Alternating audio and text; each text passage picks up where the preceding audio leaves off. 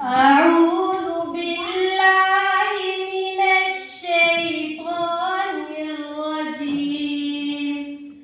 بسم الله الرحمن الرحيم.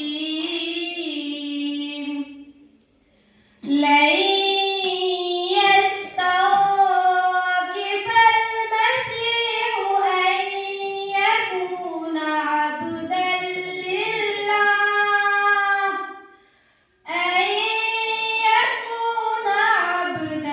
لله ولا الملائكة المقربون.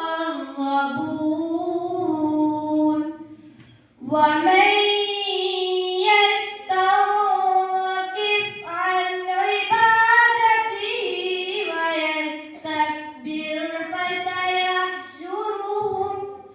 فسيحشرهم إليه جميعا.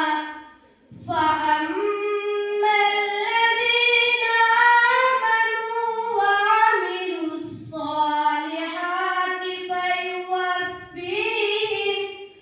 فيوفيهم أجورهم ويزيدهم من فضله. وأما